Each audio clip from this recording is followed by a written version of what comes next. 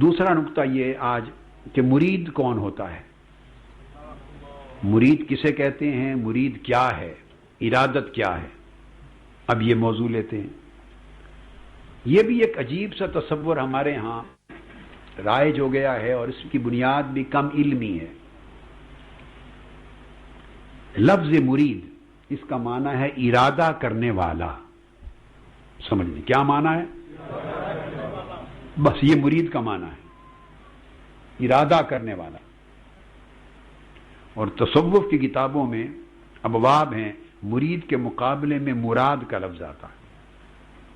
مرید اس کو کہتے ہیں جو اللہ کا ارادہ کرے، اور مراد اس کو کہتے ہیں جس بندے کا اللہ ارادہ کرے. جو بندہ اللہ کو چاہنے والا ہو وہ مرید ہے، اور جس بندے کو اللہ چاہنے والا ہو وہ مراد ہے. اس لیے مرید کو طالب کہتے ہیں، مراد کو مطلوب کہتے ہیں. مرید محب ہوتا ہے اور مراد محبوب ہوتا ہے. اعوذ باللہ من الشیطان الرجیم. یہ مرید اور مراد یہاں سے نکلے. قل ان کنتم تحبون اللہ فاتبعونی یحببکم اللہ. فرما دیجئے اگر تم اللہ کو چاہتے ہو، اللہ سے محبت کرتے ہو، اللہ سے محبت کرتے ہو، محبت کا دم بھرتے ہو، تو فاتبعونی میری مطابعت میں آ جاؤ، میری پیروی میری غلامی میں آ جاؤ، میری اقتداء میں آ جاؤ. جب میری پیروی اور میری مطابعت میں آ جاؤ گے، یحببکم اللہ، تو اللہ تم سے محبت کرنے لگے گا. تو ان کنتم تحبون اللہ میں مرید کا معنی ہے اگر تم اللہ سے محبت کرو، یعنی اللہ کے مرید بننا چاہتے ہو، تو پھر حضور کی غلامی میں آ جاؤ. یحببکم اللہ، اللہ تمہیں اپنی مراد بنا لے گا. یہ مرید اور مراد طالب اور مطلوب اور محب اور محبوب کے دونوں معنی. تو اصل مرید کا جو لفظ ہے وہ اس آیت کریمہ سے اخذ کیا حضور سیدنا غوث العظم شیخ عبد القادر جیلانی رضی اللہ تعالیٰ عنہ نے. تو پہلے میں اس کے دونوں معنی عرض کر لوں کہ اس کا حقیقی معنی، پہلے لغوی معنی سمجھ لیں. لغوی شرعی معنی تو مرید کا ہے ارادہ کرنے والا، بس فقط اتنا معنی. اب آپ تصور کرتے ہیں کہ مرید ہونا بڑا ضروری ہے، ضروری ہے. تو مرید کا معنی ہے جو ارادہ کرے. اب کس کا ارادہ کرے؟ یہاں دو معنی ہے، ایک معنی حقیقی اور ایک معنی مجازی. ایک اس کا اطلاق حقیقی معنی میں ہے اور ایک اطلاق مجازی معنی میں. اس کا حقیقی اطلاق یہ ہے کہ مرید اسے کہتے ہیں جو صرف مولا کا ارادہ کرے، ہر ایک غیر کا ارادہ چھوڑ کر جو صرف اللہ کا ارادہ کر لے، جو سالک اللہ ہو جائے، جو فقط اللہ کا محب بن جائے، جو نہا خانہ دل سے ہر غیر کی محبت کو نکال دے، دنیا کے ہر حرص اور شہوت کو نکال دے، دنیا کی ساری آرزوؤں تمناؤں کو نکال دے، تکبر، نخوت، کبر، غیبت اور دنیا کی ساری غلاظتوں کو نکال دے، پھر دنیا کی طلب کو نکال دے، حتیٰ کہ نکالتے نکالتے پھر اس کی جگہ آخرت لے لے. دنیا کی جگہ آخرت اور جنت، آخرت دنیا کی جگہ لے لے.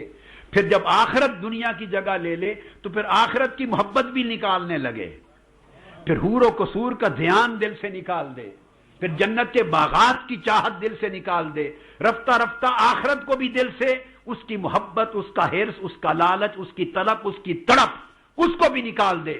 جب آخرت کا دھیان بھی دل سے نکال لے تو اس کی جگہ پھر صرف مولا لے لے، اللہ لے لے. جب بندہ اپنے ارادے سے ہر ایک کے خیال کو نکالتا نکالتا دہلیز خدا پہ پہنچتا ہے اور فقط اللہ کا ارادہ رہ جاتا ہے اور ما سوی اللہ کا مٹ جاتا ہے، اس کو مرید کہتے ہیں، اس کو اللہ کا مرید کہتے ہیں. یہ اس کا حقیقی معنی ہے. یہ کیا ہے؟ حقیقی معنی. تو مرید تو حقیقت میں اللہ کا ہوتا ہے، مرید حقیقت میں اللہ کا ہوتا ہے. اب اس کا ایک مجازی اطلاق ہے. عرف عام میں مجازن مشائخ کے جو مریدین ہیں شاگرد ان کو بھی مرید کہتے ہیں۔ پوچھا جاتا ہے آپ کس کے مرید ہیں، تو آپ اپنے شیخ کا نام لیں گے، فلاں کا مرید ہوں۔ تو گویا مجازن شیخ کے شاگردوں پر بھی لفظ مرید کا اطلاق ہوتا ہے۔ آپ سمجھ گئے؟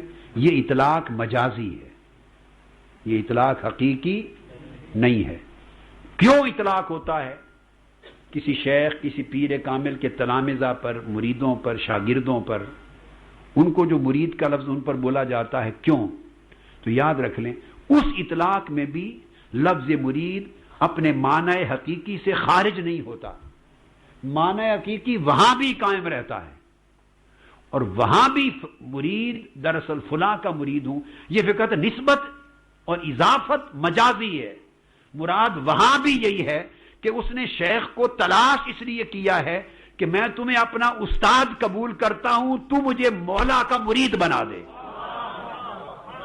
میں تیری شاگردی میں آتا ہوں، تیری صحبت میں آتا ہوں، اے میرے شیخ تجھ سے تعلیم و تربیت پاتا ہوں، تیرے حلقہ میں منسلک ہوتا ہوں تاکہ تو مجھے تعلیم دے، تربیت کر، میری پرورش کر، مجھے آداب سکھا کہ اللہ کا مرید کیسے بننا ہے، اللہ کا چاہنے والا کیسے بننا ہے، اللہ کا طالب کیسے بننا ہے، اور پھر بنتے بنتے طالب سے مطلوب کیسے ہونا ہے، مرید سے مراد کیسے بننا ہے، محب سے محبوب کیسے بننا ہے۔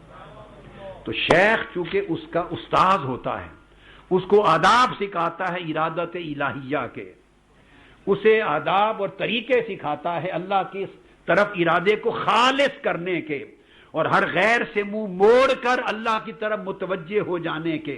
چونکہ شیخ اس کو یہ راہ سکھاتا ہے، اس سلوک کے شرائط اور آداب سکھاتا ہے، اس لیے اس مرید کی نسبت اور اضافت مجازن شیخ کی طرف کر دی جاتی ہے، ورنہ حقیقت میں وہاں شیخ سے نسبت پا کر بھی وہ مرید اللہ ہی رہتا ہے۔ تو یہ لفظ کہنا کہ میں فلاں شیخ کا مرید ہوں یہ ناجائز نہیں ہے، یہ اطلاق ناجائز، مگر سمجھ لیں کہ یہ نسبت و اضافت مجازی ہے، اور دینی علوم میں شریعت میں مجازی نسبت کا استعمال جائز ہوتا ہے، نسبت مجازی کا استعمال جائز ہے، لیکن میں نے آپ کو اصل حقیقت اس کی سمجھا دی کہ مرید شیخ کا مرید بھی حقیقت میں شیخ کا نہیں ہوتا، مرید اس وقت بھی اللہ کا ہوتا ہے، مگر چونکہ شیخ اسے اللہ کے ساتھ قرب دلاتا، اللہ کی طرف لے کر جاتا، اللہ کی راہ بتاتا، واصل باللہ ہونے کے قابل بناتا ہے اپنی تعلیم و تربیت کے ساتھ، اس لیے نسبت شیخ کی طرف کر دی جاتی، تو معنی وہی رہتا ہے۔ اب یہ جو میں نے معنی بیان کیا کہ آپ کو یہ خیال نہ آئے کہ شاید میں نے صوفیاء اور بزرگوں کی کسی تعلیم سے، اولیاء اللہ اور تصوف کی تعلیم سے معاذ اللہ انحراف کیا، نہیں، میں تو عین حقائق کے تصوف کو اجاگر کر رہا ہوں جو اوجھل ہو گئے ہیں، جن پر گرد پڑ گئی ہے۔ اب یہی معنی حضور سیدنا غوث العظم شیخ عبد القادر جیلانی رضی اللہ تعالی عنہ نے بیان کیا ہے، میں نے اس کو شرح و بسط کے ساتھ رکھ دیا آپ کے سامنے، مثالیں دے کر وضاحت کر دی۔ سیدنا غوث العظم رضی اللہ تعالی عنہ نے اسی معنی کو اپنی کتاب غنیت الطالبین باب 23 میں یہی معنی بیان کیا۔ اب آپ خود سوچیں کہ تصوف کے باب میں کتنے مغالطے رائج ہو گئے ہیں، بولیے ہو گئے ہیں کہ نہیں؟ آپ سب کہیے ہیں کہ نہیں؟ اس لیے ضرورت محسوس کی کہ وقت آ گیا ہے کہ ان مغالطوں کو دور کیا جائے، لوگوں کی رہنمائی کی جائے، مسلک پر، اس عقیدے پر بڑی تہمتیں آ رہی ہیں، اس کا دفاع کرنا ضروری ہے، اور طریق صوفیاء کا دفاع کرنا ضروری ہے، اور تصوف اور طریقت کے جو حقائق ہیں ان کے دفاع کی بڑی ضرورت ہے۔ حضور سیدنا غوث العظم رضی اللہ تعالی عنہ غنیت الطالبین کے باب 23 میں چیپٹر جو کام کیا ہے اس کا عنوان ہے آداب المریدین، اور اس کے تحت جو فصل ہے، فصل یہ ہے ارادت، مرید اور مراد۔ اب حضور سیدنا غوث العظم رضی اللہ تعالیٰ عنہ سے بڑا شیخ تو کوئی نہیں ہے کائنات میں۔